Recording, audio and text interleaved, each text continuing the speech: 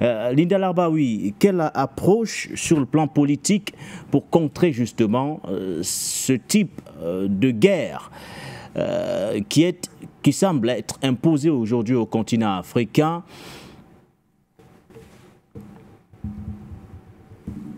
Débarrasser des Américains. Dès que vous vous rebellez contre les Américains, déjà vous avez des sanctions, il n'y a plus le système SWIFT, on peut plus, vous pouvez plus commercer, vous pouvez plus marchander. Si on veut parler aussi de si vous exportez, je vois bien avec l'Algérie. L'Algérie a actuellement des problèmes avec l'Union européenne depuis qu'elle s'est opposée aux États-Unis et elle a refusé son espace aérien. Donc on commence à avoir des problèmes avec l'Union européenne et c'est les Américains qui ont fait bouger cette carte. Vous achetez des armes à la Russie, et ben là c'est tout le Congrès américain qui se lève et qui veut vous sanctionner, vous n'avez plus le droit d'acheter des armes. Donc, ils ont fait un système avec la mondialisation où ils tiennent tout le monde, ils tiennent réellement tout le monde. Même la Russie qui a réussi à un moment, elle a réussi à sécuriser son territoire quand elle a déclaré cette opération spéciale contre l'Ukraine. Elle a des problèmes partout. Récemment, avec ce qui s'est passé en Syrie, ça s'est fait contre la Russie, pas uniquement contre Bachar el-Assad. La Russie, depuis l'Union soviétique, elle avait la base de Khmimim et de Tartus, elle vient de les perdre.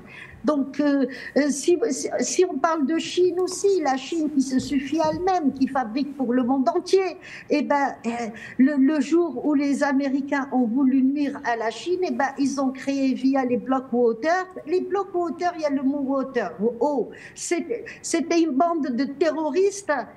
Ils sont nés comme ça, les Blancs, là, les Blancs. Ils sont nés à la porte de Bab el-Mandeb, entre la Somalie et le Yémen. Ils ont commencé à pirater les bateaux chinois. Et puis à partir de là, les Chinois ils ont eu beaucoup de mal à continuer à progresser et ça avait créé une récession chez eux et puis les assurances avaient augmenté de plus de 4 fois. Donc aujourd'hui, il faudrait que, puisque les Américains nuisent au monde entier, il faudrait que l'Afrique, on s'en fiche, nous sommes des Africains et nous avons subi par ces Blancs-là qui sont sur ce territoire qu'on a appelé les États-Unis, qu'ils ont construit grâce à nos aïeuls, les esclaves qu'ils ont emmenés là-bas, ça il ne faut pas l'oublier. Ce sont eux les premiers colons qui se sont servis de nos grands-parents et de nos aïeuls. Donc il faudrait que l'Afrique se ferme complètement aux Américains. C'est tout. Maintenant, les dirigeants du monde entier sont tenus par l'impérialisme américain. Regardez l'Europe, en Asie, tout le monde est derrière les Américains, personne ne peut bouger. Et avec le dollar qu'ils impriment la nuit, qu'ils dépensent la journée, ils achètent n'importe qui. Et puis dès qu'il y a un vote dans un pays quelconque, c'est leur candidat qui va passer. Et réellement, ils l'ont dit il n'y a pas longtemps, c'est eux-mêmes qui l'avouent avec les Israéliens.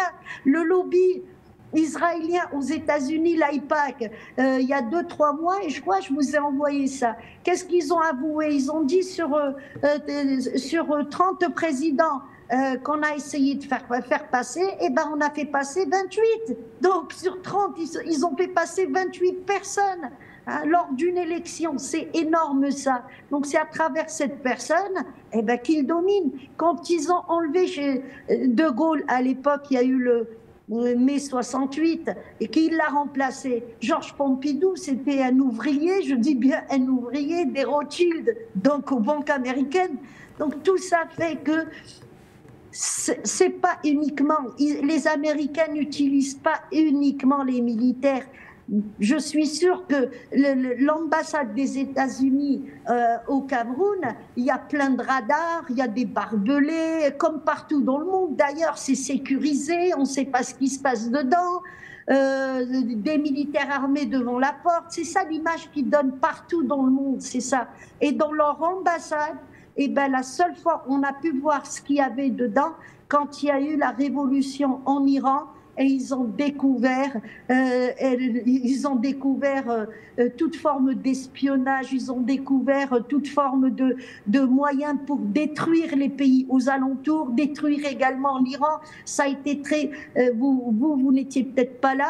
Moi, je me rappelle de cette révolution en 79, et puis quand il y a eu ils ont pris d'assaut ces jeunes étudiants, l'ambassade des États-Unis. Et pour l'info, celui qui avait mené cette opération contre l'ambassade américaine, c'est M. Khamenei que nous avons aujourd'hui en Iran. C'est lui qui avait mené cette opération. Donc lui, il les connaît bien. Et l'Iran les connaît bien. La Russie les connaît bien. Donc moi, qu'est-ce que je peux vous dire? Il ne faut pas il faut pas dire uniquement que c'est des militaires, non. Et puis comme ils ont beaucoup de dollars qu'ils impriment, ils peuvent acheter beaucoup de gens.